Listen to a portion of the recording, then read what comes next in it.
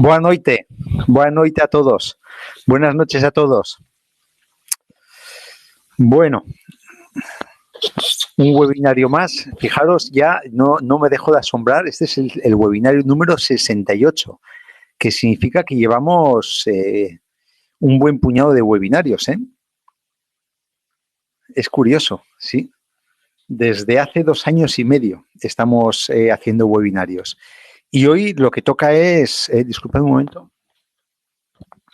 Lo que toca es el coronavirus. Desgraciadamente, no es plato de buen gusto hablar de coronavirus, pero yo creo que tenemos que hacerlo.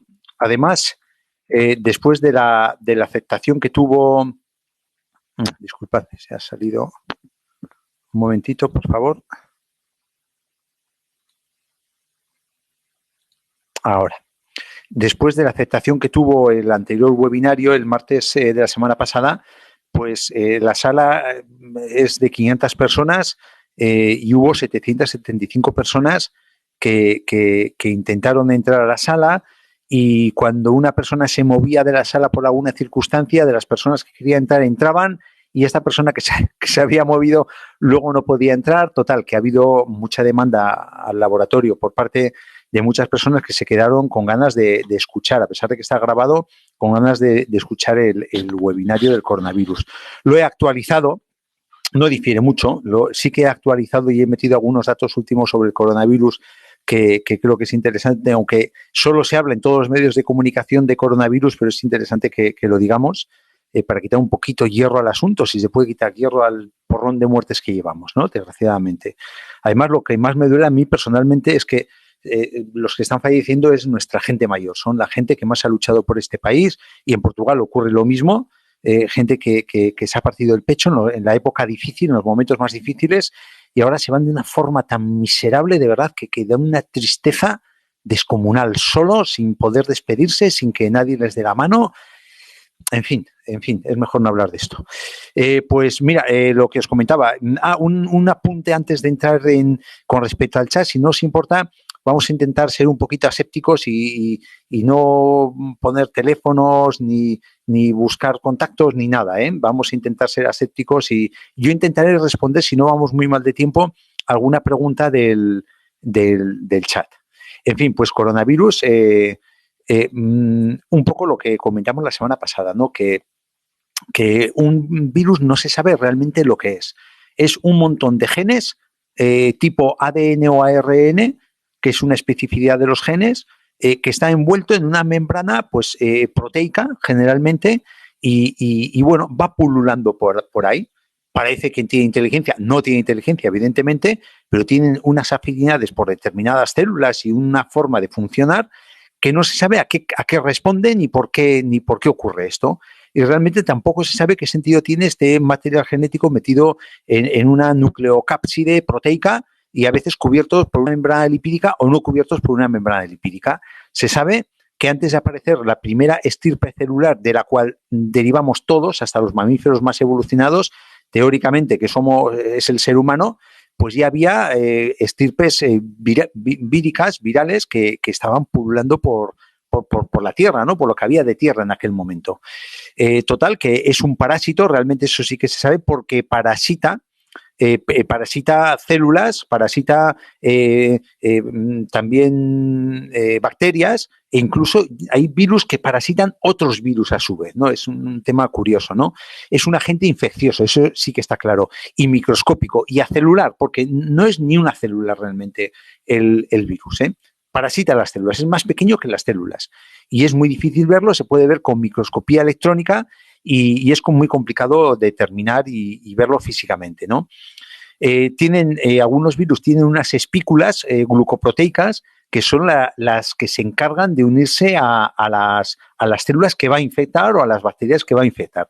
Esto, por decir así, es la llave, y precisamente al virus que tenemos en cuestión hoy en día en ciernes, que es el coronavirus, lo que le da su nombre, es un nombre vulgar del virus, son estas espículas que le dan aspecto de corona. Cuando nosotros lo vemos a microscopía electrónica, como ahora vamos a ver una foto, le da aspecto de corona. Por eso es lo de coronavirus, por estas espículas glucoproteicas. El virus, Cuando el contacto con el ser humano pues, puede contactar por superficies externas, que son tanto la piel como las mucosas, y depende de la afinidad que tenga para infectar, qué tipo de células puede infectar y qué tipo de células no puede infectar, pues igual se nos queda a nosotros en mucosa, lo que ocurre con el coronavirus, que llega a la mucosa, es la célula por la que tiene especial predilección de infección, entonces se engancha e infecta. Ahora vamos a ver cómo. Y si no, no tiene esa facilidad de infectar mucosa, sino que igual infecta las células hepáticas, pues penetra dentro de nuestro cuerpo, pasa a torrente sanguíneo, llega a las células del hígado e infecta el hígado. O si tiene una afinidad de infección de las células del sistema nervioso central, pues son capaces de llegar al sistema nervioso central, atravesar la barrera hematoencefálica, que es muy complicado de atravesar precisamente porque nos defiende esa estructura que es nuestro ordenador central de cualquier agresión externa, pues penetra y nos infecta células del sistema nervioso provocando una meningitis vírica, ¿no? ¿Qué significa esto? Que no todos los virus tienen posibilidades de infectar cualquier tipo de células. Todo va a depender de la llave, de esa espícula que identifique su clave para poder infectar en la célula determinada. Hay virus que solo infectan animales y a veces ocurre que hay un salto de especie, que lo que ha ocurrido con el coronavirus, ¿no? Que se supone que de un murciélago o de una serpiente, es lo que se está especulando, ha infectado a un pangolín y este pangolín se lo ha comido un señor en la zona del foco de la zona cero de la infección y se ha infectado este señor. ¿Por qué? Porque ha habido una mutación precisamente en estas espículas. Ha habido una mutación y lo que antes no le permitía engancharse a las células del ser humano, ahora le permite engancharse a las células del ser humano. Y ahí ya se ha montado el circo. Ha hecho un salto de especie y ya pasa de infectar animales, pasa a infectar el ser humano. También es cierto que hay otros virus que solo infectan al ser humano, como el virus de la varicela o del herpes zóster, que el único reservorio es el ser humano. Entonces, cuando llega a la célula, hay un acoplamiento con la célula. ¿Veis? Esto es una microscopía electrónica. Esto es una imagen de microscopio electrónico, ¿no? Hay un acoplamiento a la célula del virus y ocurre lo siguiente. Cuando la llave penetra en la cerradura, como vemos en este dibujo, pues la membrana de la célula, esa célula, identifica como algo no agresivo para sí y lo engloba. Se llama técnicamente una endocitosis. Hace una vacuola y en vez de digerirlo, pues permite que penetre, porque considera, el virus le ha engañado a la célula, considera que es algo suyo, que es algo que tiene que estar dentro. Una vez que la célula lo ha metido dentro, el virus, ¿qué hace? Libera el material genético que tiene, el ADN o el ARN, como es el caso del coronavirus. Y ese material genético, pues también es identificado por el material genético del núcleo de la célula como suyo. Entonces lo integra y ya sabéis que el material genético da órdenes a la célula pues para hacer proteínas o para hacer lo que sea. Pues este material genético que la célula ha interiorizado como suyo del virus empieza a dar órdenes ¿de qué? De hacer proteínas de virus y de hacer una replicación del material genético de virus.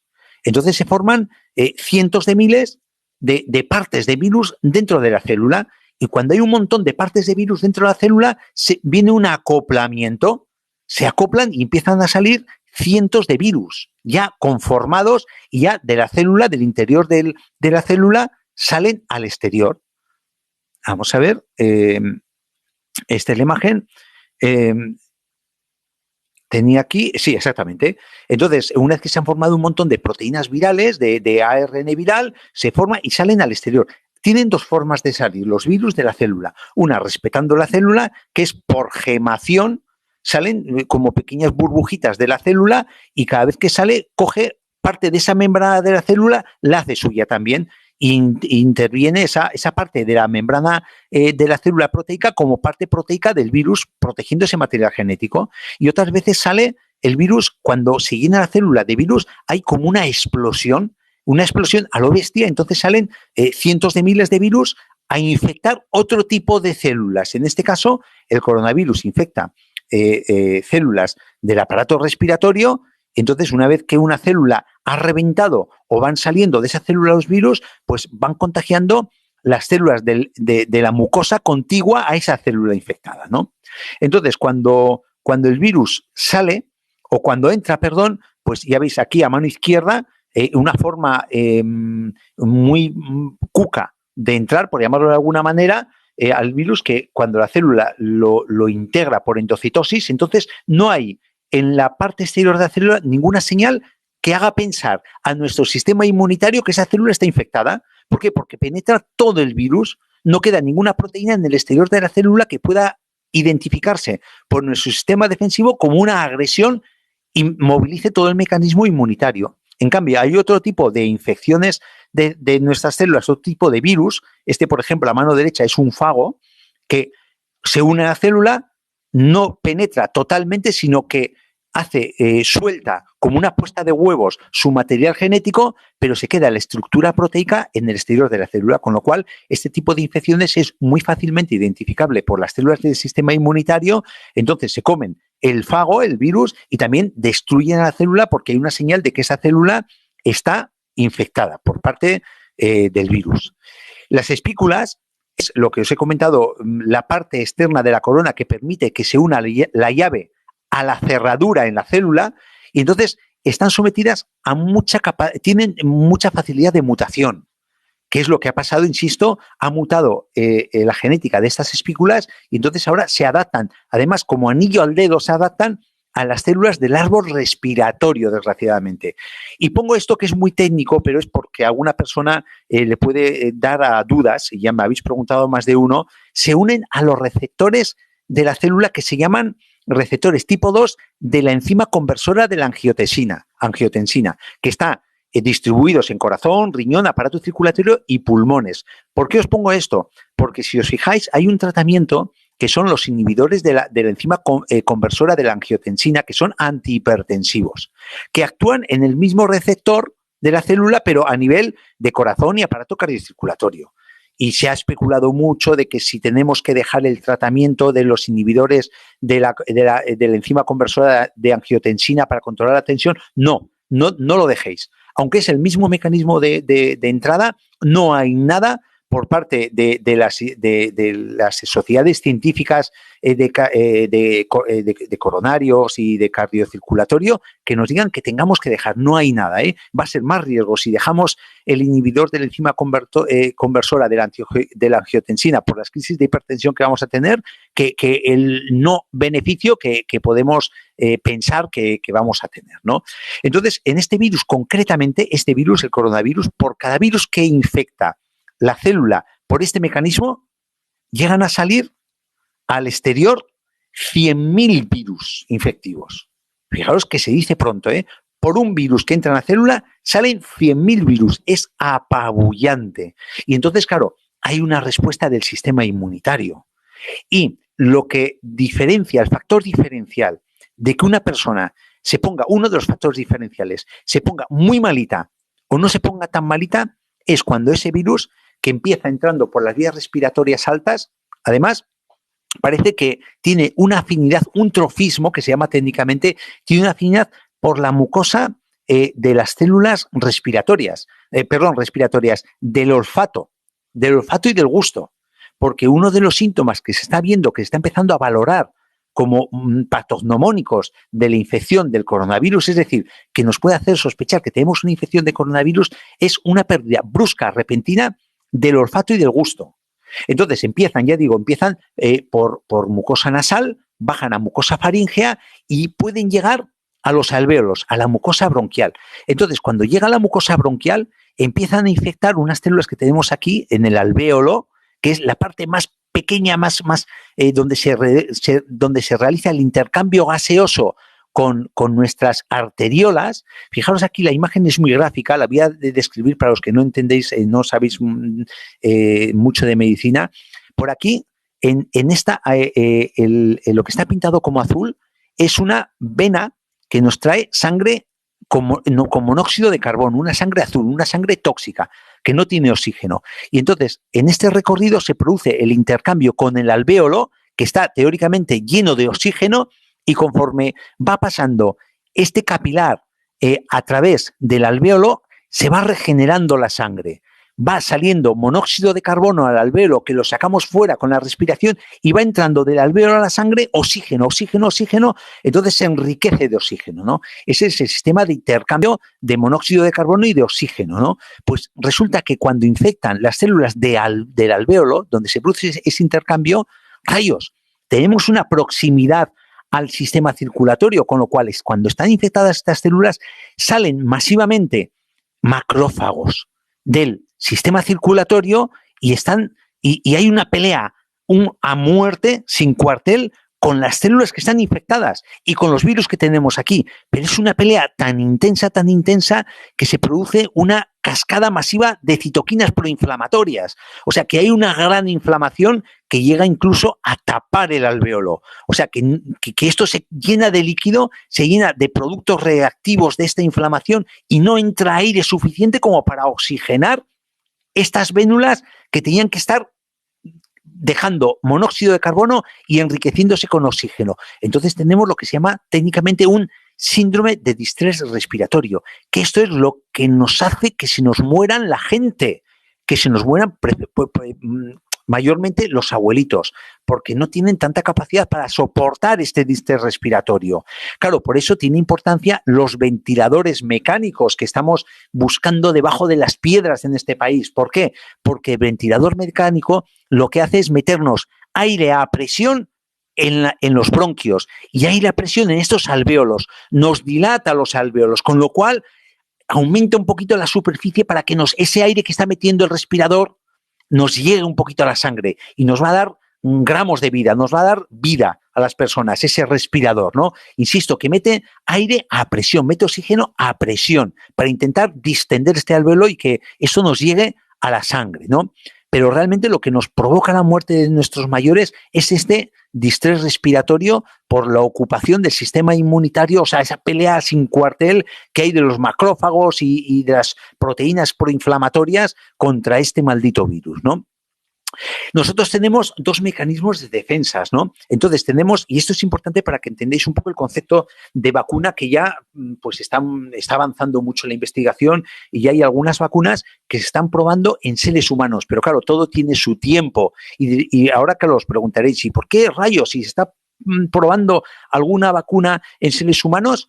¿Por qué no la aplicamos directamente a las personas? No, porque tampoco es cuestión de que me cacho y la mar. Las vacunas es un tema muy delicado, porque si no la probamos y la probamos 20 veces y vemos que no tiene efectos secundarios, igual, por querer evitar un gran mal como es el que queremos evitar, rayos, tenemos un mal mayor, que igual no se ve en las primeras semanas, en los primeros días, en las primeras semanas, pero igual al tercer mes empieza a haber alguna cosa que antes, en el poco espacio de tiempo de prueba, si nos precipitamos, pues igual no aparecía.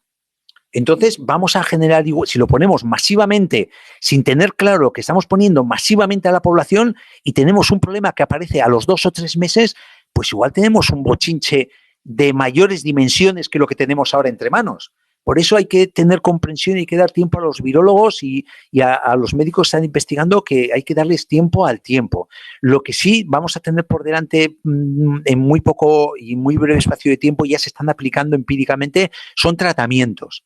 Ya se están aplicando tratamientos sin tener una evidencia científica, que se está luchando mucho por tener esta evidencia científica, pero es cuestión de tiempo. Pero ya tenemos tratamientos que están actuando sobre el coronavirus. Gracias a Dios ya podemos hacer empíricamente, sin tener una evidencia científica, pero creo que la ocasión lo requiere, ¿no? Ya habréis oído hablar de la cloroquina, de los antirretrovirales, incluso se está hablando de tratamientos que inhiben el proceso inflamatorio que os he descrito que se produce en el alvéolo. Esta lluvia de interleuquinas, de citoquinas, de elementos mediadores de la inflamación en el proceso de defensa, si los intentamos suprimir, pues entonces evitaremos toda esta inflamación y la ocupación de espacio en el alvéolo. Pues ya hay tratamientos que se están aplicando con éxito a este nivel. Entonces, con esto os quiero transmitir un mensaje de esperanza de que ya estamos dando pasos y vamos a estar evitando que se nos mueran más mayores de los que se nos están muriendo, ¿no? Lo que os comentaba, el sistema de defensas, que ahí al hilo de esto me ha salido el tema de las vacunas, ¿no? Tenemos un sistema inmune innato, ¿no? Es la primera barrera defensiva, que es un sistema inespecífico, que nos defiende de todo, de nada en concreto y de todo a la vez. Que ahí tenemos las barreras físicas de la piel, de la mucosa, barreras químicas, por ejemplo, los entornos ácidos que tienen las mucosas, los enzimas que pueden tener las mucosas, el entorno ácido de la piel. Ya sabéis que cuando hablamos no abusar del jabón cuando lavamos la piel, porque se quita ese manto ácido y nos pueden penetrar bacterias. Pues es esto, es un mecanismo de defensa inespecífico, ese sistema inmune innato, ¿no? Entonces, que tiene esa superficie ácida que es bueno para nosotros. La acidez es mala dentro del cuerpo, pero fuera destruye invasores y nos pone barreras, ¿no? Luego tenemos los glóbulos blancos, por ejemplo, o pongo aquí como ejemplo los natural killers, los linfocitos natural killer, que son los que más afamados son porque son los que se encargan de eliminar las células del cáncer. Son policías que van patrullando el cuerpo y cuando ven alguna célula anómala o alguna célula que tenga algún atisbo de ser infectada, directamente, ¡bum!, se la zampan, se la comen. Es un mecanismo innato porque se comen las del coronavirus, se comen las del rinovirus y se comen las del cáncer. Se comen todas. No hacen especificidad frente a ninguna. Y luego están los fagocitos. Los fagocitos que también actúan igual. Os voy a poner una imagen que es muy gráfica. Esto es un fagocito. Mirad, es un glóbulo blanco que cuando ve una bacteria o cuando ve una célula que está infectada, que la engloba, se la come y la destruye. Aquí suelta unos enzimas, se llaman técnicamente lisocimas en esta vacuola, la va destruyendo. ¿Y sabéis lo que pasa?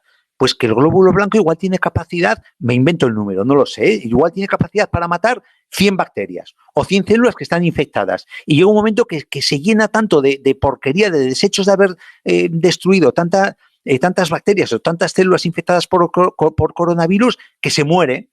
Entonces, ¿sabéis lo que es la pus? La pus es cuando se acumula un montón de glóbulos blancos que han caído en la defensa de nuestro cuerpo. Entonces, la pus en sí no es mala. La pus en sí lo que nos está indicando es que hay una defensa a muerte de estos glóbulos blancos y que están haciendo su trabajo y están muriendo esos glóbulos blancos porque han matado un montón de bacterias, ¿no? Eso es un poco, os lo digo como curiosidad, ¿no? Entonces, estos fagocitos, a la vez que atacan y se comen las células infectadas, en este caso por coronavirus, también producen unas proteínas que es una señalización que avisan. ¿A qué están avisando? Están avisando al otro sistema inmune, al sistema inmune adaptativo, al sistema inmune específico, en este caso para el coronavirus. Ya, por ejemplo, lo que os he dicho, el fagocito se come una célula que está infectada por coronavirus y saca en su membrana proteínas de ese coronavirus. ¿Para qué? Para que sean identificadas por el segundo ejército, por el fuerte, el que se hace fuerte frente específicamente al coronavirus, que son determinados linfocitos T, determinados linfocitos B, las células T helper que ayudan y que muestran con más intensidad ese tipo de proteínas del coronavirus, y entonces ya empiezan a desarrollarse anticuerpos específicos frente al coronavirus. Por ejemplo, se hacen los linfocitos B. ¿Qué son los anticuerpos? Son unas proteínas que vosotros igual habéis oído, la IgM, la IgG, son unas proteínas que son específicas para algo en concreto, en este caso para el coronavirus. Entonces, estas proteínas se pegan a la membrana del coronavirus y lo destruyen. Rompen esa estructura que protege su ADN. Queda ese ARN al descubierto, esa carga genética, y se mueren. Se quedan no infectivos, ¿no?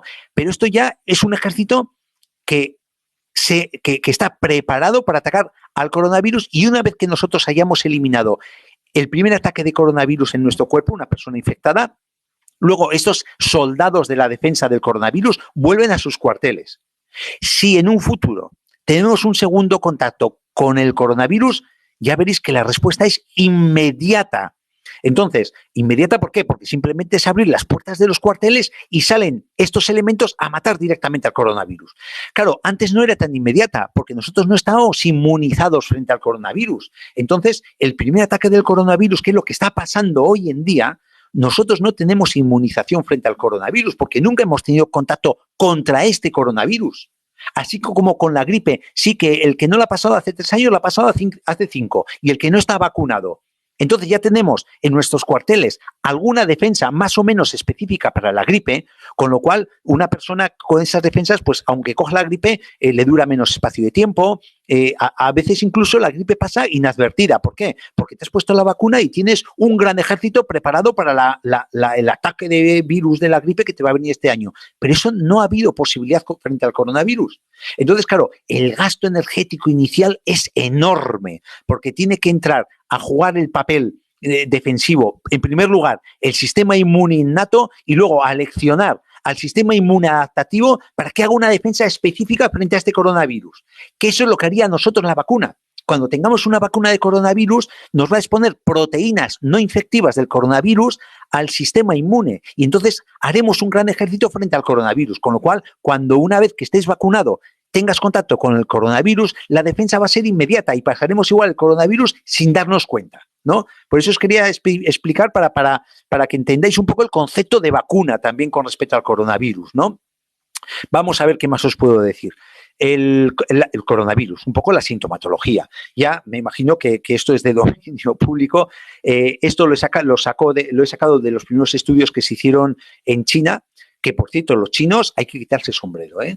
Los chinos hay que quitarse el sombrero. Han pasado de ser un país que copia a Occidente a dar lecciones a Occidente, a darnos sopas con onda a Occidente. De verdad, para mí, me quito el sombrero con los chinos. Han ganado en respeto todo, por mi parte.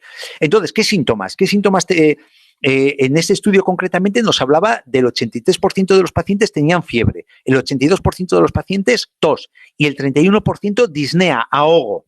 Dificultad respiratoria significa la disnea.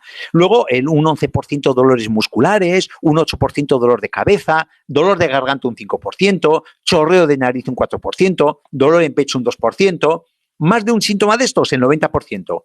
Y luego, en este estudio concretamente, la fiebre, tos y ahogo lo tenían el 15%, pero nosotros, en nuestro medio, en Occidente, llega al 85%. El 85% de las personas con coronavirus tiene fiebre, tos y disnea, en mayor o menor intensidad. De hecho, ahora, como ya sabéis, no ha habido pruebas diagnósticas hasta hace bien poco, pues era un poco el criterio que seguíamos los médicos para decir, este señor posiblemente tiene coronavirus o este señor no tiene coronavirus, ¿no? Ahora, uno de los síntomas que se está valorando mucho es lo que os he comentado inicialmente, ¿no? La falta de olfato y la falta de gusto. De hecho, sociedades científicas francesas lo han metido como factor diagnóstico dentro de las personas que nos vienen con coronavirus. La falta de olfato y la falta de gusto. Y también otro de los síntomas que se está viendo en Occidente con más intensidad que en Oriente es la diarrea. Este virus, en un porcentaje pequeño, un 10, 14% como mucho, pues puede llegar a cursar con diarrea, con síntomas gastrointestinales, ¿no? Una cosa que os quiero aclarar es que en la radiografía, en un 75% de las personas se ve una neumonía en ambos pulmones. El 25% solo en un pulmón, pero el 75% en dos pulmones. Que eso no significa que vaya a dar síntomas esa neumonía, pero sí que es la que ocasiona en mayor medida la tos, sobre todo esa tos seca. Esa tos improductiva, esa tos que no puedes arrancar moco, ¿no? Esa es debida a la neumonía. Pero ojo, que el tener neumonía, el que el 75% de las personas que tengan coronavirus vaya a tener una neumonía, no significa que vayan a sufrir una neumonía. Una neumonía se puede pasar también casi asintomática. Hay muchas personas que tienen bronquitis y neumonías que casi no dan la cara, que casi no tienen síntomas y lo vemos porque hemos hecho una radiografía, ¿no? Una forma, de hecho, el TAC, ¿sabes? Es una prueba de imagen con mayor capacidad diagnóstica que las radiografías. Es muy sensible para valorar la presencia del coronavirus. Además, el TAC se puede adelantar con un TAC a los síntomas una semana. En China se están viendo que se adelantan el diagnóstico a través de un TAC hasta una semana a la aparición de la tos, de la fiebre y del ahogo, ¿no? Es curioso. De hecho, los chinos han hecho muchos TAC. Es más, para dar el alta a la persona, siempre le hacían un TAC, que ya había una pérdida de las imágenes de neumonía en el pecho, ¿no? Luego, por la analítica, pues hay algunos factores muy específicos como aumento del dímero A, la proteína C reactiva, la velocidad en sangre, pero hay un elemento muy importante que aparece en las analíticas. Es que aparece una leucopenia. ¿Qué es? Una bajada de las células de las defensas, de los leucocitos, que son los soldados que se encargan de partirse la pana con el virus o con las agresiones, ¿no? Y se ha visto que a mayor bajada de las defensas había más gravedad de los síntomas, eran más aparatosos los síntomas. Entonces aquí hay un factor clave sobre el cual nosotros podemos incidir desde nuestra casa, desde nuestro entorno, de lo poco que podemos hacer va por ahí, ¿no? El tema que se trata un poco también de la charla de hoy es el a ver cómo podemos levantar esas defensas, qué podemos hacer para tener esas defensas en condiciones, ¿no? Y luego el diagnóstico, son las pruebas rápidas que estamos hablando, es el PCR, es una proteína C reactiva que es específica para el virus. Bueno, eso es un poquito más científico, pero ahí lo digo para que sepáis lo que se está haciendo, ¿no? Este coronavirus lo que tiene es un inicio brusco, la sintomatología aparece de golpe, pero lo bueno que tiene es que evoluciona lentamente de forma sintomática. O sea, no aparece hoy de golpe la tos, el ahogo, la fiebre y mañana tienes una neumonía que te tienen que intubar. No. Tenemos un plazo de 2 a 6 días que hay un empeoramiento. No es un empeoramiento brusco. Y esto es bueno, ¿por qué? Porque al facultativo, a la médica o al médico que está delante de este paciente, le da tiempo a tener criterio para decir, mira, podemos meterlo en la UCI o podemos aguantar sin meterlo en la UCI. Precisamente por esta lenta evolución, que aunque sean 6 días para muchos de vosotros parezca rápido, pero para una patología es lenta y nos da mucho margen a los facultativos y a las facultativas para poder tener criterio si precisa UCI o no precisa UCI, ¿no? La evolución leve, lo peor de todo, insisto, es el ahogo, el distrés respiratorio, y lo que empeora este distrés respiratorio, lo que puede facilitar esta lluvia de citoquinas, lo que puede facilitar este atasco, este colapso pulmonar, son las comorbilidades. ¿Qué son comorbilidades? Son enfermedades que pueda tener el paciente. Y una de las que más está viéndose que influye es el tabaquismo. Empeora el pronóstico, es decir, empeora la evolución del coronavirus. O sea que, mirad, el coronavirus, queridas amigos y amigos, ha venido a quedarse. El coronavirus no va a desaparecer. No se va a ir a la luna, sino que ha venido a quedarse. Va a ser una epidemia más, que la vamos a padecer de un 70-80% de las personas. Con lo cual, si no lo padecemos en este pico que ya estamos intentando doblegar esa curva, la padeceremos en el siguiente pico, porque nos va a venir otra oleada. ¿Cuándo? En invierno. Otoño-invierno nos viene otra oleada. Eso es lo que dicen los virólogos y los epidemiólogos. Y eso no hay que asustarse. O sea que, por la cuenta que os traen los que fumáis, mira, el tabaco fuera. Otro argumento más, ya sabéis que yo soy de la Liga Antitabaco a capa y espada, otro argumento más para quitarla de en medio. ¿Para qué? Para que cuando paséis el coronavirus tengáis menos papeletas de entrar con un distrés respiratorio a la UCI, ¿vale? Entonces, hasta ahora los estudios lo que nos están hablando es que no hay transmisión vertical de la madre al feto. De hecho, ayer hubo la primera mamá que dio a luz, que estaba contagiada con coronavirus y el feto ha salido limpio, sin enfermedad, gracias a Dios, y además a través de la lactancia no pasa, con lo cual no se ha detectado en leche materna, con lo cual, mira, una mamá que tenga coronavirus no tiene que privar de esta maravilla que es la lactancia materna, el bueno, bonito, barato para el desarrollo de nuestros bebés, ¿no? Y luego que una vez que se cura el coronavirus, pues hay posibilidad de que se siga transmitiendo durante 2 semanas, con lo cual eso es la justificación que los médicos decimos, oye, mira, ahora has pasado el coronavirus, ya no tienes síntomas, pero estate 2 semanas en casa, estate 2 semanas aislado, porque aún puedes contagiar, ¿no?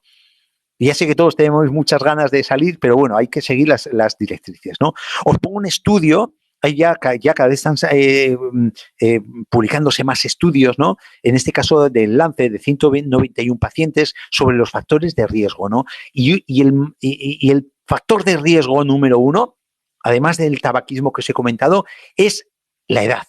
¿La edad por qué? ¿Por qué concluye este estudio que era la edad? Porque con las personas de edad hay un debilitamiento del sistema inmunitario y además un aumento de la inflamación, de las patologías inflamatorias. Los que habéis asistido a otros webinarios ya sabéis un poco que la mayor parte de las patologías son inflamatorias y muchas vienen por aparato intestinal, pero son inflamatorias, ¿no? ¿Por qué? Porque el estado inflamatorio en un organismo promueve la replicación viral, facilita la replicación viral. Entonces se une la inflamación por una parte y el deterioro del sistema inmunitario, en este caso por edad, por otra parte.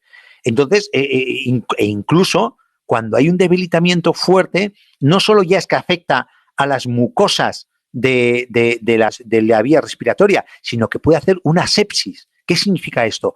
Que ese maldito virus ha penetrado en la circulación y llega al riñón, llega al cerebro, llega al corazón, produciendo daño en esos órganos, y entonces ya el pronóstico es catastrófico, ¿no? También en este estudio del Lancet habla del recuento de linfocitos, lo que os he comentado, cuanto menor células de defensas tengamos, mayor gravedad tiene, del nivel de las interleuquinas, lo que os he comentado cuando os he puesto el dibujo del alvéolo, cuando mayor inflamación, mayor cantidad de interleuquinas, peor pronóstico, ¿no? Y luego de las enfermedades subyacentes. Dentro de las enfermedades subyacentes estamos viendo que la hipertensión es una de las enfermedades que más puede facilitar el peor pronóstico, ¿no? Vamos a hablar un poquito de la infectividad. Es el famoso índice R, que nunca lo había oído la población general, solo estaba en el ámbito médico, ¿no? Y sobre todo en el ámbito epidemiológico, ¿no? El índice R era la capacidad de infectar de un virus, ¿no? Os pongo la comparativa del virus de la gripe. La infectividad del virus de la gripe oscila de 1 a 1,5. ¿Qué significa? Que una persona que tenga el virus de la gripe puede contagiar a persona y media. En cambio, el coronavirus oscila de 2 a 3. ¿Qué significa? Que una persona que tenga el virus del coronavirus puede contagiar de 2 a 3 personas. Por eso es mucho más infectivo que la gripe. Pero ojo, que tampoco esto es para asustarse, que no es una infectividad de las que dé miedo, ¿eh? Sí, es más efectivo que el de la gripe, pero bueno, que tampoco es excesivamente infectivo. Hablando de mortalidad, otra cosa que quería tocar es que en China la mortalidad va del 2 al 3% aproximadamente. Hay mucha mayor mortalidad. Ahora mismo, se está viendo que hay mayor mortalidad en Occidente, ¿no? En Italia, mayor mortalidad en España. En porcentaje ya hablo, ¿eh? Hablo en porcentaje. En Italia igual está en un 7%. ¿Por qué? Hay varias explicaciones. Una de las explicaciones es que la edad media de contagio en China es de 47 años. ¿Qué significa eso? Que si un factor de riesgo es una persona anciana mayor, pues claro, en China ha habido menos complicaciones porque ha habido menos personas de edad que han sido contagiadas. En cambio, en Europa la edad media oscila de 60 a 61 y hasta 64 años en determinados países. O como en la Lombardía son 65 años la edad media. Con lo cual es que ya tenemos un gran factor de riesgo de que va a empobrecer el pronóstico de evolución de estas criaturas, que es la edad, ¿no? Eso justifica la mayor mortalidad. Y hay otro elemento, es que parece ser que los epidemiólogos están hablando que al final de la epidemia, mirando retrospectivamente, igual la infectividad, o sea, la mortalidad del virus será menor de 1%. ¿Por qué? ¿Por qué digo esto? Si en un principio estamos hablando que en China es el 3%, que en Italia estamos hablando de un 7% de letalidad, pues por una razón muy sencilla. Porque ahora no se está, por ejemplo en España, eso es de Vox Populi por los medios de comunicación, que no se están haciendo las detecciones que se tienen que hacer. Y hay muchas personas que han pasado coronavirus que no han sido ni tan siquiera conscientes que han pasado coronavirus. O muchas personas, tened en cuenta que estamos en invierno. En invierno no solo hay coronavirus, en invierno hay gripe, en invierno hay problemas de garganta, hay rinovirus, hay novirus, hay otro tipo de virus que provocan infecciones respiratorias del árbol respiratorio alto. Entonces una persona piensa que ha pasado un resfriado común, igual ha pasado un coronavirus. Entonces cuando se empiecen a hacer de forma sistemática a la población las pruebas diagnósticas, veremos que hay muchas más personas que han pasado el coronavirus pero no han fallecido, con lo cual va a bajar la incidencia de letalidad con coronavirus. Pero eso, insisto, a todo lo pasado al final de la infección, ¿no? Os pongo un gráfico, no tengo de Portugal, no he podido acceder, digo para todos los parceiros y parceiras que me estáis escuchando, pero sí tengo de España para que tengáis una referencia. No creo que disten mucho los de Portugal, porque al fin y al cabo genéticamente somos muy semejantes y de hábitos y costumbres somos muy semejantes, ¿no?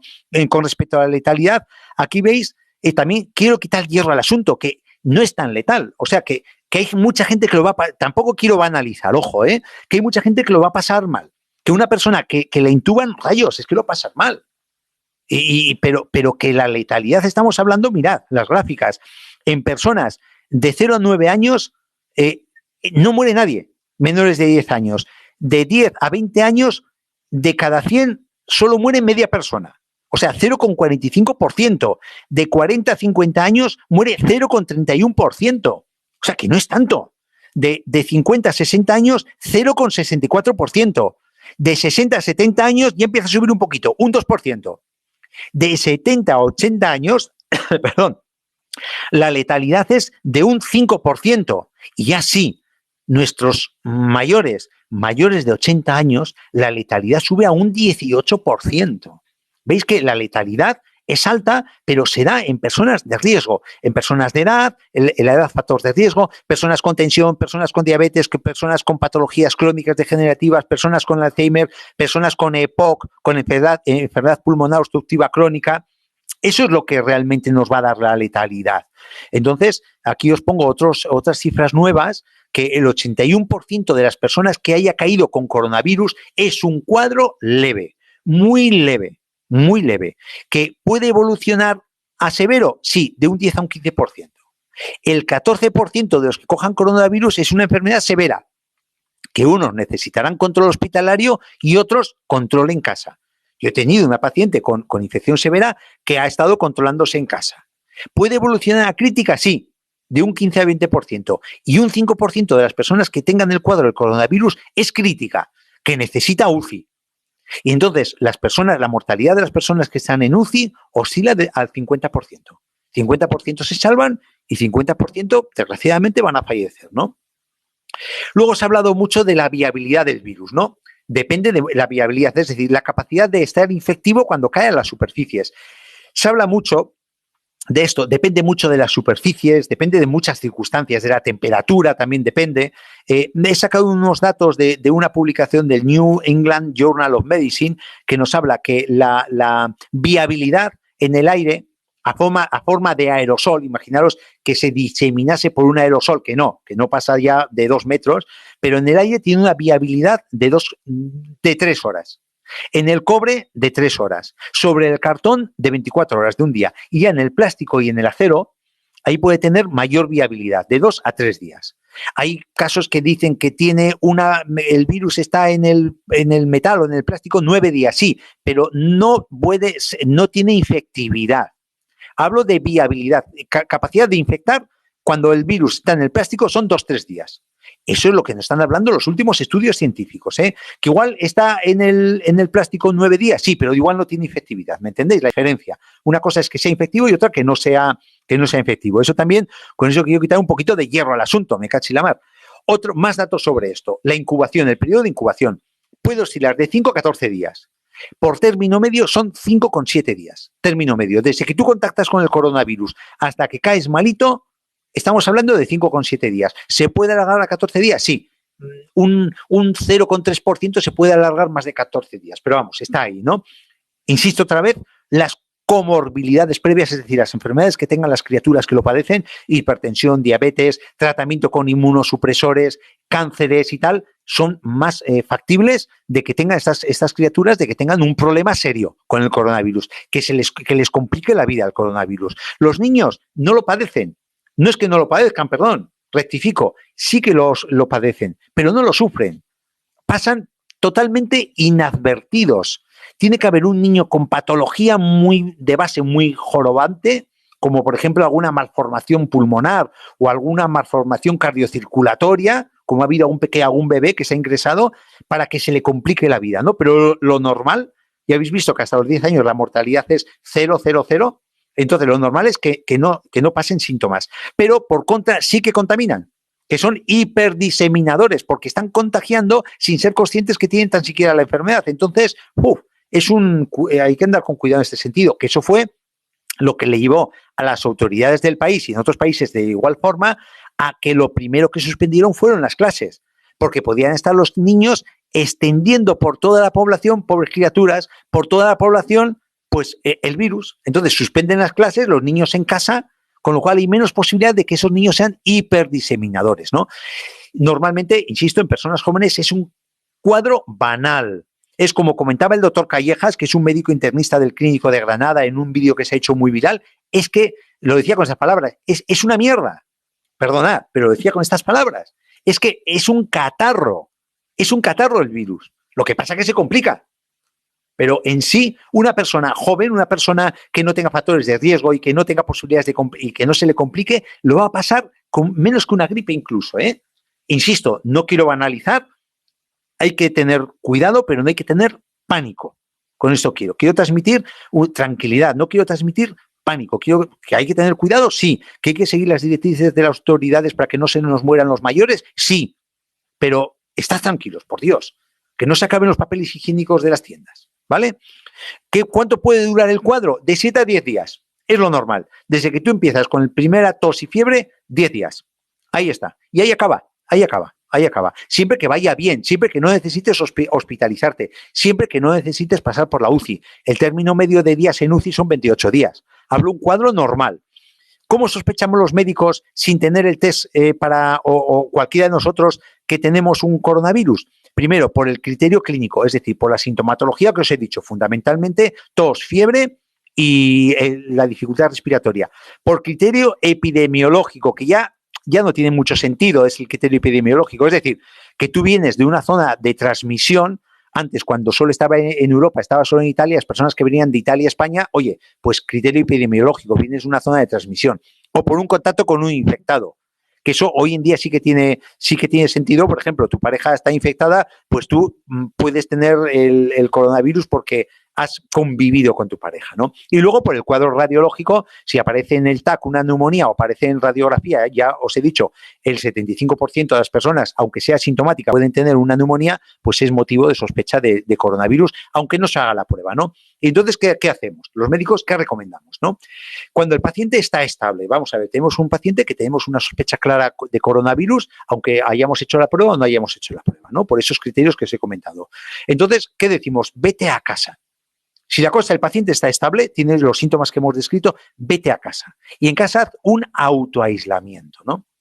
Si vives solo, genial porque no tienes problema. Pero si tienes familia, lo que tienes que hacer es meterte en una habitación. Evitar contactos con familiares, evitar aglomeraciones con familiares, tener una habitación, esa habitación en la que tú estás aireada, usar mascarillas de protección. Cuando vayas al baño, hacer una limpieza del baño con lejía. Y puedes usar espacios comunes, pero no más de 15 minutos y rápidamente desinfectar esos espacios comunes para que tengas algún contacto con la familia, pero muy limitado. Y pasar el confinamiento en una sola habitación, que es una faena, sí, es una gran faena, pero es por el bien de tu familia, es por el bien de la no diseminación del virus, ¿no? ¿Y qué hace el médico? El médico hace un contacto telefónico, un seguimiento telefónico. 1 o 2 veces al día te llama por teléfono. Eso en los pacientes estables, ¿no? En los pacientes que no están estables, al hospital. Se hospitaliza, se monitoriza, se ve qué saturación de oxígeno tiene y como va lento el virus, pues tenemos criterios los médicos para decir, mira, chico, chica, estás de intubar. O te mantenemos en la habitación, no te intubamos y dejamos ese respirador para otra criatura que puede estar peor que tú, ¿no? Y luego cuando hay un contacto estrecho con un portador o con una persona que tenga coronavirus, pues se hace un autoaislamiento de 14 días, tomando la temperatura 2 veces al día y con un seguimiento telefónico por parte de la doctora o por parte de tu doctor, ¿no? Vamos allá, factores. Ahora que esto puede ser interesante, yo creo que puede ser interesante, ¿no?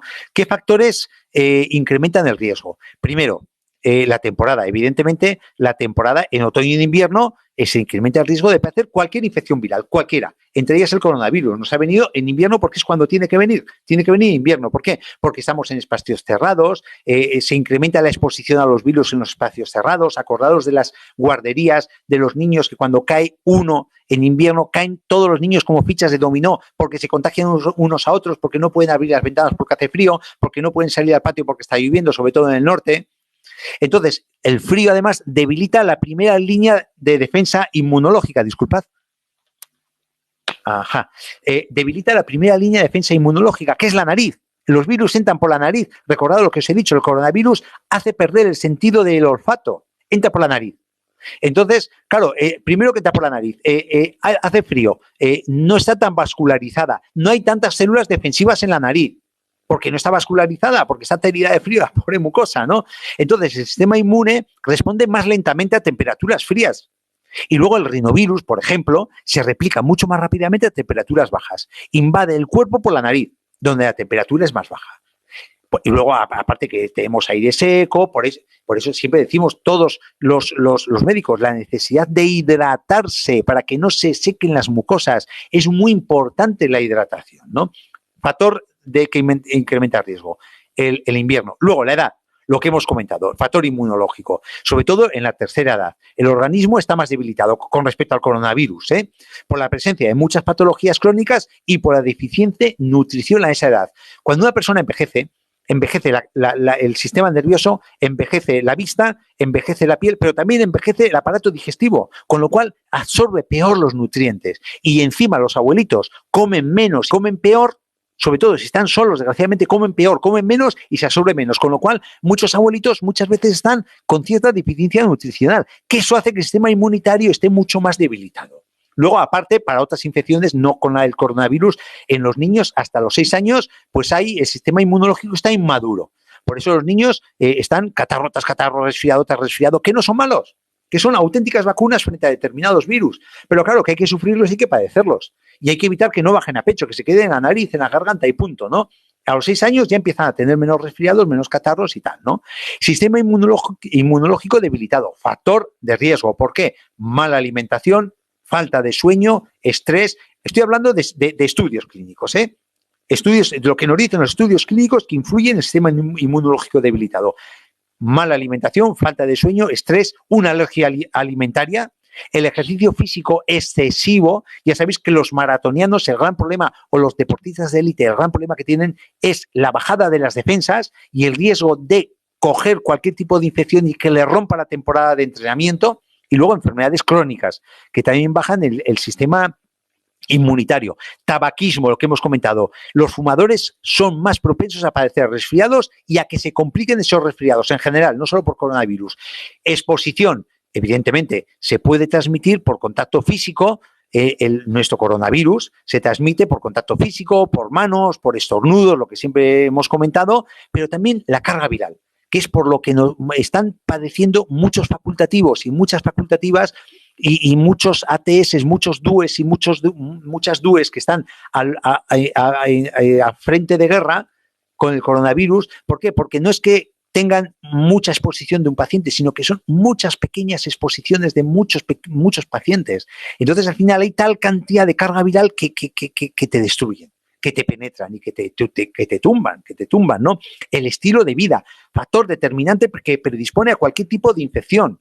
El comer mucho azúcar, sobre todo, el azúcar refinada, que estamos abusando del azúcar. Es que tenemos unas cantidades de consumo de azúcar que son desorbitadas, es un gran veneno, ya no porque descalcifiquen, sino porque desequilibra toda la flora intestinal. Es un auténtico fertilizante de patógenos, levaduras y hongos, y que, ya sabéis, el 80% del sistema inmunitario está en el intestino, en la microbiota. La interacción de microbiota con el sistema inmunitario es capital para que tengamos un buen sistema inmunitario. Y si esa interacción está mal, si tenemos una microbiota destruida, entonces nuestro sistema inmunitario no va a tener la reactividad que tiene que tener. Y eso está más que archidemostrado por estudios. Deficiencia de vitamina D. Que no tomemos la vitamina D suficiente en la alimentación o que no tengamos la exposición solar correcta que tenemos que tener. Ni mucho ni poco. El no descansar lo suficiente, el estrés, aumenta la producción de noradrenalina, de adrenalina, de cortisol, que influye negativamente en la respuesta inmunitaria. No hacer el suficiente ejercicio. Tan malo es hacer mucho como no hacer nada. Estamos determinados genéticamente a hacer ejercicio. Somos animales de hacer ejercicio. Tenemos que hacer ejercicio. Incluso en el confinamiento tenemos que hacer ejercicio. Y estresores emocionales, ¿no? Eso también nos complica un sistema inmunitario, ¿no? Recursos que tenemos. ¿Qué podemos hacer nosotros desde el confinamiento para intentar reponer un sistema inmunitario, para tener un sistema inmunitario en condiciones? En primer lugar, la alimentación. O sea, una persona que tenga una buena alimentación, un hábito saludable de alimentación, un hábito saludable mental, de control del estrés, porque estrés tenemos todos, pero domar ese estrés, controlarlo, y un hábito deportivo correcto, aunque estemos en confinamiento. Una persona que cumple esas 3 reglas básicas, ya de per se estar tendente a tener un buen sistema inmunitario. La alimentación es capital. ¿Cómo podemos reforzar nuestro sistema inmunitario? Con la alimentación. Vitamina C. La vitamina C reduce la duración de los síntomas de los resfriados y es un gran antioxidante. La vitamina C. ¿Dónde se encuentra? Es la vitamina del sistema inmunitario. Lo mismo que tenemos el mineral del hueso, que es el calcio, y tenemos el mineral del páncreas, que es el zinc, y tenemos la vitamina del sistema inmunitario, que es la vitamina C. Entonces, ¿dónde lo tenemos? Cítricos. El kiwi, los cítricos, pero que sepáis que el pimiento rojo, el pimiento verde y el tomate tienen tanta o más vitamina C que los cítricos, sobre todo el pimiento rojo y el pimiento amarillo. Tiene una cantidad ingente de vitamina C. Las coles de Bruselas, la calabaza, que es una hortaliza de temporada, el brócoli, las bayas silvestres, la papaya, la batata, el cacahuete. Ahí tenemos unas fuentes altísimas de vitamina C. Más recursos que podemos disponer. La vitamina D. Hay estudios que están hablando que bajos niveles de vitamina D elevan el riesgo de contraer resfriados, no solo coronavirus, todo tipo de resfriados. ¿Por qué? Porque la vitamina D estimula el sistema inmune. Tiene una actividad antimicrobiana frente a bacterias, virus y hongos. ¿Por qué? Porque aumentan los péptidos antimicrobianos en los pulmones. De 200 a 300 péptidos diferentes aumentan en la mucosa de las vías respiratorias cuando tenemos un nivel correcto de vitamina D. El invierno disminuye la vitamina D. ¿Por qué? Porque hay una disminución de la exposición solar. Entonces, eso va de la mano con un aumento de infecciones, aparte de la bajada de temperatura. El valor normal es de 60 a 80 nanogramos, lo tenemos por los suelos. Menos de 30 tenemos muchísima parte de la población. Entonces, esto quiero concienciaros que es muy fácil reponer la vitamina D. Aparte de seguir las directrices de la doctora, del doctor, cuando te da un suplemento, que es importante, tenemos que tener una exposición solar. Ahora es un buen momento para asomarnos a la ventana, asomarnos al balcón o a la azotea de la casa en el confinamiento, que nos dé 40 minutos, porque ahora no incide fuerte el sol, en la piel, en la cara, en los brazos, en el torso, si podemos ponernos el torso y los hombros. Es un momento especial ahora para exponernos y tomar alimentos pues que tengan vitamina D, como puede ser la leche bioecológica, si es posible, el salmón silvestre de Alaska, los huevos orgánicos, las carnes las carnes bio, de pollo, sobre todo más de res, de vaca, es una fuente importante de vitamina D. También, ¿qué tenemos? Tenemos a nuestro alcance la posibilidad de tomar vitamina A, de tener un nivel correcto de vitamina A, porque lo mismo os digo que la vitamina D, estudios acreditan que aumenta el sistema inmunitario, disminuye el riesgo de infecciones, bueno, aparte que ayuda a cicatrización de heridas, ¿no? Fuentes de vitamina A, pues tenemos zanahorias, calabaza, batatas, verduras de hoja verde, melón, bueno, no es de temporada, pero melón también aporta vitamina A. Importante que eso lo tengamos en cuenta. Tomar alimentos que sean ricos en vitamina A, que sean ricos en vitamina C, que sean ricos en vitamina D. Que eso se resume muchas veces con una dieta mediterránea, ¿eh? Ojo, si llevamos una dieta mediterránea, lo que estoy diciendo sobraría, pero desgraciadamente muchas veces no la llevamos. El zinc, otro elemento fundamental. El zinc, hay estudios que reducen la duración de un proceso infeccioso. No sé si de coronavirus, aún no hay estudios con respecto al zinc y coronavirus, pero lo sabrá. Pero un proceso infeccioso disminuye la duración hasta en un 33% y además disminuye la severidad de los resfriados si se toma desde el primer momento que tenemos el resfriado. Tened cuenta que el zinc no se puede almacenar en el organismo y su nivel depende del suministro diario, de lo que comamos o no comamos. Está presente en más de 3.000 proteínas, en más de 200 enzimas. Es un mineral que participa en infinidad de reacciones enzimáticas que son básicas para tener una salud correcta. Ayuda a la producción de glóbulos rojos, estimula la activación de los glóbulos rojos, ayuda a liberar los anticuerpos, las inmunoglobulinas, influye en los neutrófilos, acordaros, la primera línea de defensa, influye en la segunda línea también de defensa, con la producción de citoquinas, de fagocitos, en los natural killers. Fuentes de zinc, tenemos la carne de vaca biológica preferentemente, quien pueda, el pollo biológico, espinacas, frutos secos, las semillas de calabaza es una fuente muy importante de zinc a tener en cuenta, ¿no?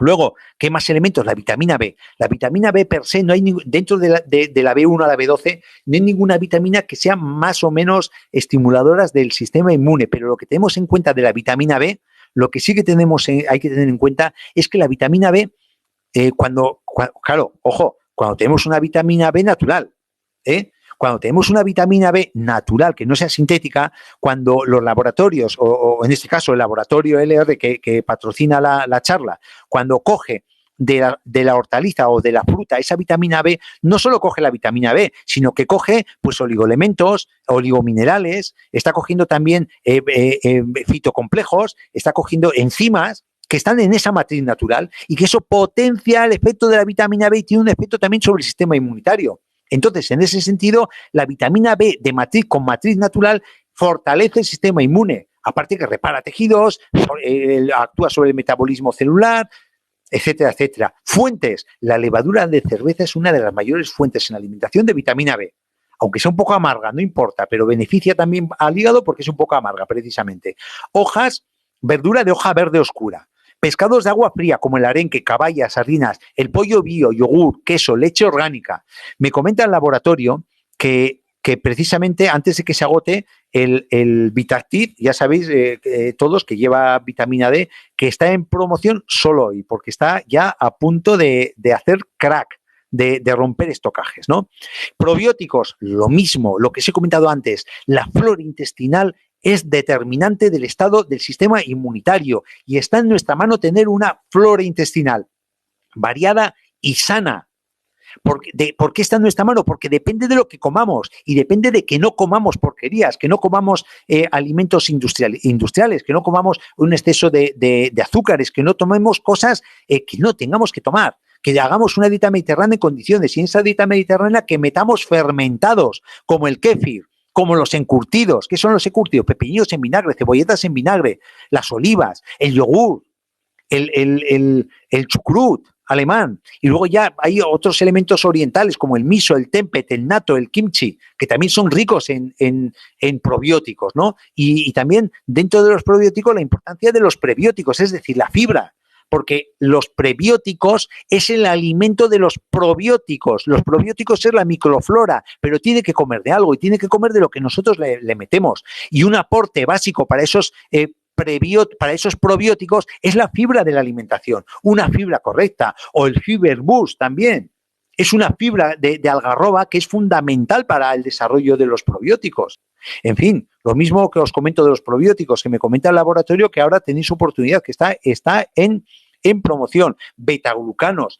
Rayos, ¿dónde tenemos betaglucanos? En el Reishi. Los que como me conocéis desde hace mucho tiempo, sabéis que tengo el Reishi en la boca para todo. Si el Reishi es uno de los mejores elementos estimuladores del sistema inmunitario.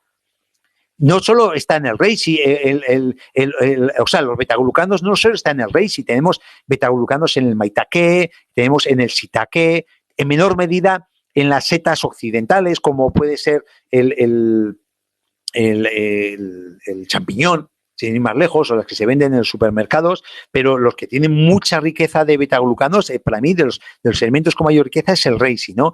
Que actúa ya no solo estimulando el sistema inmunitario, sino estimulando el crecimiento celular, protegiendo de los estresores ambientales, porque es una planta adaptógena, hace que somatices menos, haces que sientas menos el estrés que se está rodeando en el momento del confinamiento. Por ejemplo, si tú estás confinado y notas una sensación de estrés de 10/10, cuando tú tomas el reishi, empiezas al cabo de varios días a notar una sensación de estrés de 5/10 y eso repercute en que te haces más pasota y tienes menor efecto negativo de todo ese estrés en sistema inmunitario, en palpitaciones, en taquicardias, en disturbios mentales, etcétera, etcétera, etcétera. Ayuda en la desintoxicación hepática, apoya también en la microbiota, en definitiva, promueve una salud óptima, ¿no? El reishi. ¿Qué más? Mira, os saco un ejemplo, un estudio del 2013 de que con los investigadores utilizaron 900 miligramos de betaglucanos, en este caso de la levadura de cerveza, tomada durante 16 semanas. Y los resultados, entre otros muchos resultados, redujo un 25% los resfriados, la incidencia de resfriados, y disminuyó los síntomas de resfriado en un 15%. Hombre, no sé si esto se puede dar con un coronavirus, porque no hay experiencia, pero con otros virus sí que hay experiencia. Entonces, que no tenemos nada que perder. No tenemos nada que perder. Igual ganamos que hacemos otra barrera frente al coronavirus y aun cuando lo tengamos, pues evitamos que baje para los pulmones y hacemos más fuerte nuestro sistema inmunitario y lo mantiene más a raya, ¿no? No lo sé, estoy haciendo conjeturas, porque, insisto, no hay evidencia científica del reishi contra el coronavirus, sí contra otro tipo de virus y contra bacterias, ¿no? Más cositas. El elemento del control de estrés. Eso es clave, y más ahora en los momentos de confinamiento. Y sobre todo, lo que estamos viendo en el confinamiento es que el estrés crónico al que estamos sometidos por la incertidumbre de salud, por la incertidumbre económica para muchas personas que están viendo la ruina encima, desgraciadamente, que luego es otra cosa cuando salgamos a ver cómo salimos, ¿no? Pues, rayos, lo que se está viendo es que hay muchas personas que tienen serios problemas para dormir, que están pasando insomnio, horas de insomnio. Y además, aparte que hay estudios que aumentan los síntomas de resfriado, lo que os pone aquí. El estrés aumenta los síntomas de resfriado. Hay una experiencia con respecto al insomnio, hay un estudio que os pongo aquí, por eso saco a colación el tema del insomnio, que no dormir las horas adecuadas aumenta el deterioro del sistema inmune. Por ejemplo, perder 1 hora de sueño por la noche. ¿Qué nos habla de este estudio al que yo he tenido acceso? Que aumenta la expresión de genes relacionados con la inflamación, la excitabilidad inmunológica, la diabetes, el cáncer y el estrés. Claro, la cosa está clara, ¿no? Hay un vínculo molecular directo en el ritmo circadiano, que es el reloj biológico que tenemos, y el sistema inmunitario. El reloj circadiano controla un gen del sistema inmune que ayuda a detectar y a prevenir las infecciones. Si es que, ¿qué significa eso? Que a mayor ritmo de sueño que tengamos regular, a mayor regularidad con el sueño y con el descanso del sueño, nuestro sistema inmune va a estar en condiciones, determinado genéticamente, si es que no digo baladí. Más cositas. La estrategia que resume todo lo que estamos hablando, ¿no? Para atacar al coronavirus. Una estrategia clara de intentar evitar los azúcares directos, los azúcares refinados, edulcorantes artificiales y alimentos procesados ante el riesgo de infección, de que nos podamos tener más riesgo de infección, ante el riesgo que tenemos ahora de infección inminente. Además, esto nos valdrá para todo, para toda la salud, para todos los aparatos y sistemas de nuestro organismo, no solo para el sistema inmunitario, pero lo que a mí me interesa ahora potenciar es el sistema inmunitario. Leche bio, en la medida que sea posible, que es leche bio, alimentada con vacas que sean de pasto, vacas biológicas. El que pueda, el que no pueda, pues oye, leche, alimentos fermentados, lo que os he comentado, los encurtidos, el kéfir de agua, el kéfir de leche, me da igual, el chucrut, el nato, huevos bios, si es posible, de gallinas criadas en libertad. Ya sabéis que el montón de numeritos que tiene el huevo, el mejor es el que empieza por 0, el segundo mejor es el que empieza con 1, ¿no? Si tenéis accesibilidad a esos, adelante. Carne de animales biológicos, en grasas omega 3, fundamental, que eso está en manos de todos, el consumo de grasa omega 3, vegetales orgánicos de temporada y de proximidad, porque van a estar más ricos en nutrientes. No es lo mismo cortar una fruta verde y traerla de 1000 kilómetros aquí a tu mesa que cortarla de al lado de tu casa y que llega en 2 horas a la mesa. Entonces se corta madura. No es lo mismo que un alimento madure en el camino porque está cortado verde, que no tiene principios nutricionales o tiene muchos menos, a que madure en el árbol y lo cortemos y no lo comamos en 4 horas, ¿no? Entonces, naranjas, mandarinas, kiwis, dátiles, chirimoyas, batatas, puerros, nabos, coles, achicoria, lo que hemos comentado antes, ¿no? Ajo, cebolla, puerros, tiene radicales azufrados que actúan directamente sobre el sistema inmunitario, muy importante. Cebollas, ajos y puerros en puré, cocidos, como queráis, me da igual. Cúrcuma, orégano, clavo, canela, tienen aceites esenciales que son antiinflamatorios y tienen aceites esenciales que son bactericidas, bacteriostáticos, viricidas. La importancia de estos elementos dentro de la alimentación. Champiñones, setas por los betaglucanos, mucha hidratación, si es posible con agua alcalina, mejor, un pH al que pueda, ojo, que eso no es accesible a todo el mundo. Un pH yo recomiendo con lo que estamos viviendo de 9 aproximadamente, 9, 10, un pH de 9, 10 es el ideal como hidratación.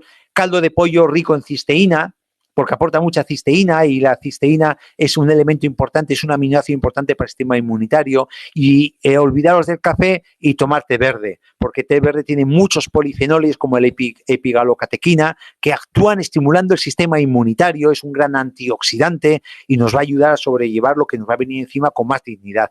Depende de la susceptibilidad de cada uno, porque también tiene teína, evidentemente. Entonces hay personas que no toleran la teína, pues ya está. Pero en la medida que podáis, oye, pues intentar sustituir el café por el té, que no quiere decir que el café sea malo, sino que el café también es positivo para la salud, como es colerético y colagogo, entre otras cosas, ¿no? Y además ayuda para prevenir el Alzheimer. El café con moderación, evidentemente, ¿no? En definitiva, alejar el estrés, prevenir la obesidad, ejercicio aeróbico que provoque sudoración, adaptado a las posibilidades de cada persona, evitar la medicación innecesaria, evitar el consumo. A esto tenéis que seguir las directrices del médico. Si el médico os dice un paracetamol al día, no toméis 3, un paracetamol al día. Siempre las directrices de vuestra doctora o vuestro doctor, ¿no? Evitar el consumo de alcohol y descansar y dormir, que tenemos armas. En el laboratorio hemos dicho 1000 veces el Night Master, que es un auténtico cañón para conciliar el sueño, pero no conciliar el sueño, para tener un sueño reparador y estar al día siguiente en condiciones, sin necesidad de echar mano de las benzodiazepinas, que es como un elefante que te pasa por encima, que te tumba, que duermes efectivamente, pero al día siguiente estás, y perdona la expresión, apoyarrao, las primeras horas de la mañana, ¿no? Las recomendaciones que se están haciendo, que algunas han quedado obsoletas, pero no las he querido cambiar, desde el Ministerio de Sanidad hay que seguirlas a pies juntillas, quedarte en casa, lavarte las manos, no estrechar las manos o dar besos ni abrazos, evitar aglomeraciones que ya no hay, mantener un estilo de vida saludable, esto es lo mejor, esta es la mejor recomendación, mantener un estilo de vida saludable, que es la frase que resume lo que llevo hablado con respecto a lo que tenemos en nuestra mano para poder realizar, para prevenir, para defendernos del coronavirus, ¿no? El uso de mascarillas, el toser en el codo, usar pañuelos desechables, evitar tocarse la cara. Daros cuenta que, un dato curioso, lo saco por curiosidad, nos tocamos 23 veces por hora la cara, todas las personas, inconscientemente, 23 veces por hora, que no es poco, y de ellas el 44% de esos toques van directamente a las mucosas, ojos, nariz o boca, o oreja, que bueno, no, oreja no hay mucosa, está el tímpano. No viajar, gracias a Dios ya no se puede viajar, ya está bien, salvo los que estrictamente sea necesario, y sobre todo, por pura lógica, una persona que tenga síntomas, avisar al médico, avisar a los servicios sanitarios, avisar a la doctora y evitar contagiar a las personas que tienes a tu alrededor, que si tú crees que están sanas, igual tienen una patología de fondo, igual les das un disgusto, ¿no? Importante, un poco son los protocolos que estamos haciendo, que nos recomienda el Ministerio de Sanidad, que ya lo hemos hablado, pero que es importante repetirlo hasta la saciedad. Quedarte en casa, llamar al teléfono habilitado de tu comunidad. Aquí tenéis los teléfonos de cada comunidad a los que tenéis que llamar. En Andalucía, de donde yo resido, es el Salud Responde. Y ya dependiendo los síntomas que digáis cuando llamáis al 112, pues os darán las directrices de ir al hospital, os mandarán un equipo médico o os dirán que os mantengáis en casa, ¿no? Eso es importante, no me detengo en ello porque se dice en todos los medios de comunicación. Lavarse las manos, insisto, es fundamental. El lavado de manos, ¿cuánto tiene que durar? Lo que dure en repetir el soliloquio de Segismundo de Calderón de la Barca.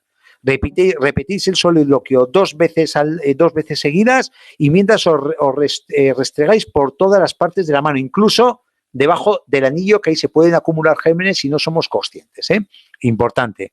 Y luego, pues a nivel de prevención, bueno, la vestimenta lo voy a pasar porque ya... quería dar una pequeña directriz con respecto a la fiebre, ¿no? Que la fiebre no es un enemigo, sino que la fiebre es un amigo nuestro. La fiebre es un elemento que nos ayuda a desnaturalizar con calor la membrana de los virus. Es muy importante la fiebre. No voy a entrar en detalle en todo el proceso bioquímico de la fiebre porque vamos muy, muy apretados de tiempo, pero que sepáis que la fiebre no hay que suprimirla, si bien modularla. Es importante modular la fiebre. ¿A qué me refiero? Mirad, los médicos entendemos por fiebre de 36 a 37 grados y medio es normal. Eso es normal, eso no es fiebre, 37 grados y medio. Ahora bien, de 37 y medio a 39 y medio sí que hay fiebre. Ya fijaros que estamos hablando de 39,5 fiebre, y fiebre alta es de 39,5 a 41. O sea que la fiebre nos da mucho margen para modularla esa fiebre, ¿no? Y 41 más, pues ya es un problema serio de salud. Hablamos ya de hipertermia, ¿no? Entonces, la fiebre sí que es importante. Que hasta 38 grados, 38,5, yo aconsejo estar tranquilos con esa fiebre. Además, con el coronavirus es un factor predictivo. La fiebre, dependiendo de la fiebre que tengamos, es de peor o mejor pronóstico. A tener mucha fiebre es peor pronóstico. Una fiebre contenida y mantenida, baja y crónica, pero lenta o no muy alta, es un buen pronóstico de la evolución del coronavirus. Entonces, modularla, bueno, si una persona ha tenido convulsiones febriles de infancia, sí, a esa persona hay que bajarle la fiebre, evidentemente, ¿no? Pero que es un amigo nuestro, la fiebre, que no hay que machacarla, no tomar azúcares, el ejercicio podemos hacerlo en casa. Muy importante en casa el ejercicio. ¿Por qué? Porque el estar confinados no nos exime de hacer ejercicio. Aunque sea dar vueltas a una silla, hacer flexiones, agacharse, adaptado a las posibilidades de cada persona. Incluso las personas mayores, tenéis muchos tutoriales en internet que os explican cómo hacer ejercicio en personas mayores. Andar por el pasillo, aunque sea un pasillo de 4 metros, me da igual. Hace poco han salido en medios de comunicación un señor que ha hecho una maratón en su casa, y no tenía ni terraza, ni tenía una huerta, ni un jardín, ¿eh? Todo es cuestión de voluntad. El estilo de vida, insisto, estilo de vida importantísimo, ¿no? Y ahora, entrando en el tratamiento, ¿qué nos ofrece el LR Health and Beauty, que es quien patrocina el webinario? ¿Qué nos ofrece para tratamiento? Yo enfoco, cuando hablamos de tratamiento, 2 fases: el tratamiento preventivo y el tratamiento sintomático. Es decir, antes de que tú cojas el bicho, ¿qué puedo hacer para intentar no cogerlo? O para que cuando lo coja, que lo vamos a coger todos, o cuando lo coja, que lo pase lo más asintomáticamente posible. Y en segundo lugar, mira, tengo el bicho, tengo el coronavirus, ¿qué rayos hago para intentar que no me llegue a pulmón? ¿Y qué rayos hago para pasarlo lo mejor posible, con la menor cantidad de síntomas posible? ¿Y cómo puedo ayudar a mis vías respiratorias a pasarlo bien? ¿No? Eso es la clave para mí, aparte de lo que hemos hablado de los hábitos saludables, que es fundamental. La otra gran clave de la ponencia, de la charla, es esta. Tratamiento preventivo, ahí tenemos. Aquí, mira, me comenta el laboratorio que el laboratorio ha roto estocajes con respecto al calostro. Temporalmente está roto estocaje. Ha roto estocajes. El calostro, ¿qué es el calostro? Es la primera alimentación que dan las mamás, ya bien sean humanas o animales, a sus bebés. Es lo que permite al bebé los 3 primeros días adaptarse al medio entorno al cual ha venido, que estaba tan a gustito en el útero, flotando en agua y disfrutando de la vida, y rompe la mamá aguas, lo saca fuera y se enfrenta pues a una guerra. Se enfrenta a una guerra, realmente el bebé se enfrenta a una guerra. Entonces no tiene protección porque sale sin protección. ¿Qué es lo que le da las primeras fases de protección a ese bebé? El calostro. Fijaros la importancia que tiene el calostro, ¿no? Pues el calostro que tiene el ER es un calostro que se saca del sobrante, del excedente de vacas suizas, austríacas y alemanas de los 3 primeros días de vida. Eso sí, bueno, ya hablamos en su momento, ya hemos hablado muchas veces de las condiciones en las cuales el ER utiliza el calostro. ¿Cómo aconsejo el calostro a nivel de prevención? 3 comprimidos al día.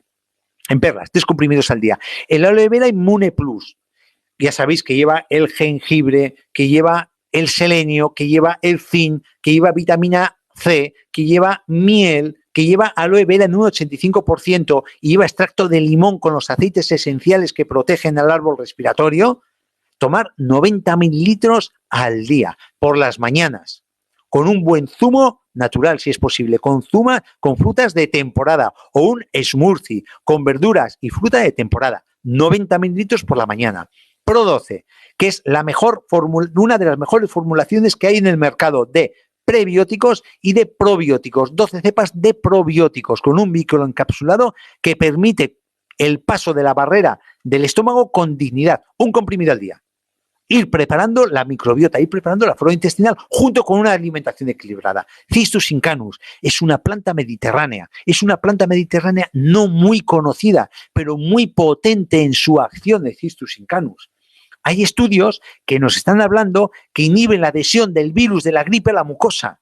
No hay nada del coronavirus, ojo, de la gripe inhibe la adhesión del virus a la mucosa.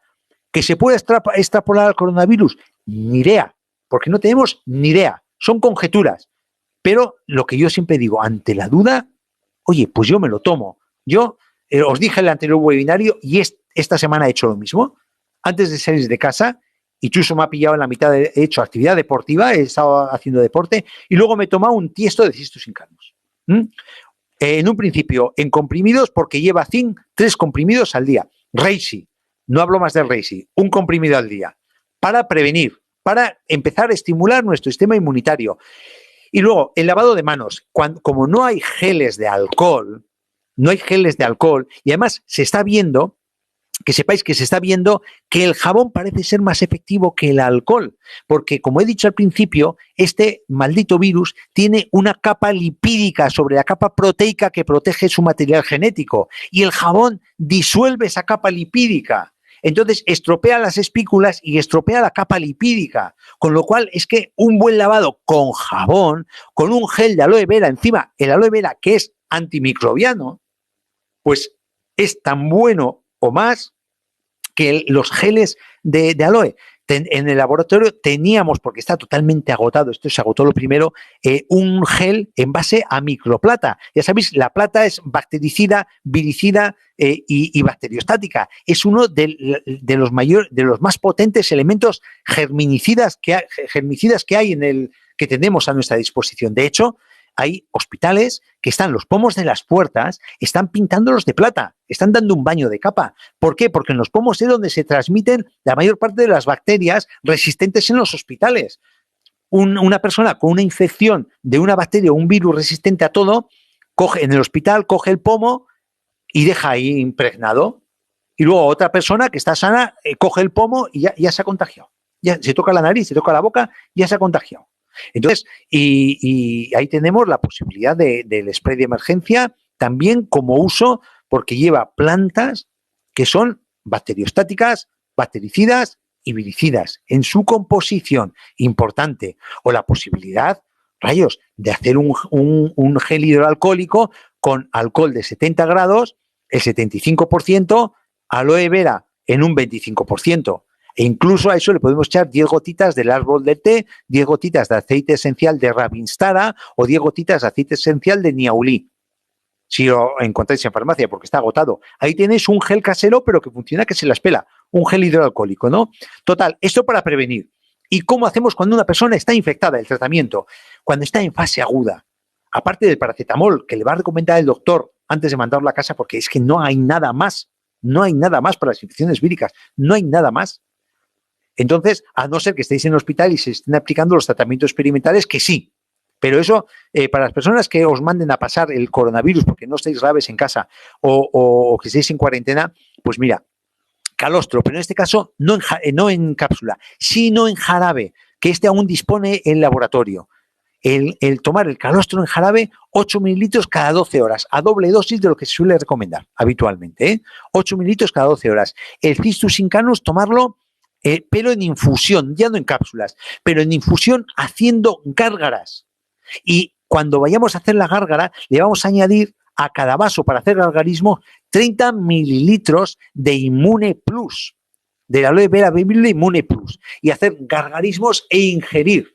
Un vaso de agua te tiene que dar para 3, 4, 5 o 6 gargarismos e ingerir 3 veces al día. Muy importante, muy importante para limpiar esa garganta, para que penetre en la garganta el Cistus Incanus, que se quede ahí, y si hay alguna posibilidad de inhibir la adhesión a la mucosa, pues ahí está. Y si no, por lo menos vamos a actuar estimulando el sistema inmunitario en vías respiratorias y como elemento antiinflamatorio, que también tiene función antiinflamatoria, el Cistus Incanus en la mucosa de la garganta, ¿no?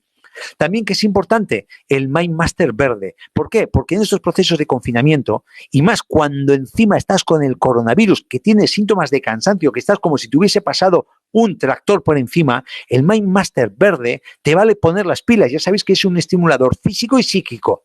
Entonces te va a ayudar. La persona que lo tolere, que no tolere el verde, que tome el rojo, que tiene el verde, ya sabéis que tiene un poquito de teína, porque tiene principios activos del té verde, por eso se llama verde, entonces te va a levantar, te va a pegar un cañonazo para arriba por la mañana cuando tomes tus 80 mililitros, ¿no? Pues la persona que no lo tolere, oye, que tome el MyMaster verde, que también tiene elementos antioxidantes importantes y le va a levantar por la coenzima Q10, por la carnitina, por el complejo de vitamina B. Importante la termoloción, ponerse la termoloción en la garganta, en el pecho y en el bigote, 3 veces al día. O siempre que se quiera, hasta 6 veces al día, ¿eh? Eso es importante, porque tiene efecto balsámico, es expectorante, te va a ayudar a abrir las vías respiratorias, a no ser que tengas una intolerancia a los olores fuertes o los aceites esenciales, ¿no? Evidentemente. El Reishi, levanto aquí la posología a 3 veces al día. No me quedo con una vez al día, levanto a 3 veces al día. Y fijaros que cuando miréis el bote del Reishi, recomienda 1. Hay que entrar a tumba abierta con 3 veces al día al Reishi, ¿eh? E incluso algunas personas tienen hábito de tomar, cuando están con una afección vírica, tomar una infusión caliente, le echa un poquito de coñac o de miel y se meten a la cama a sudar la mona, porque dicen que sale la infección por la piel con el sudor. Hablo a nivel popular, no es así, pero bueno, pero si os vale, pues hacer una infusión con el té Figoactiv, el Cha Figoactiv, echarle miel, qué mejor miel que la aloe vera miel o la aloe vera cistus incanus con miel, y hombre, lo del coñac, evidentemente al que tenga hábito, pero no es una prescripción médica, evidentemente, lo pongo como curiosidad, que se hace mucho a nivel popular. Este té caliente te va a dar mucho calor, vas a empezar a sudar y eso te va a ayudar al proceso de fiebre que tiende, como amigo y defensor del cuerpo, a inactivar los gérmenes en las vías respiratorias. En fin, pues esto es todo. Perdonad que me he extendido mucho, pero yo creo que la ocasión lo merecía. Ahí tenéis, si alguna persona, yo como centro médico estoy abierto bajo cita previa, para, entre otras cosas, descongestionar la seguridad social. De hecho, esta semana ha sido fastidiosa porque trabajo por la mañana y trabajo por la tarde. Trabajo más que si no estuviese confinado, ¿no? Porque hay muchas personas que me piden cita por no ir al hospital, que les da miedo para banalidades y tal. En fin, que muchas gracias por estar ahí.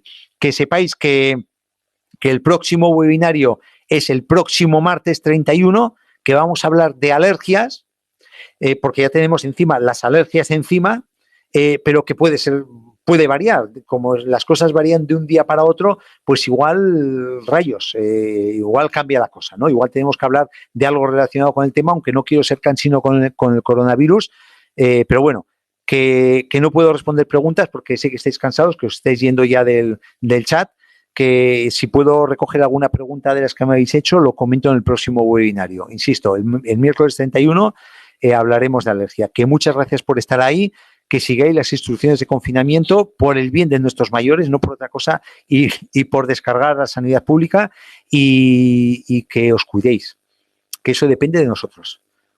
Un beso y un abrazo. Hasta luego.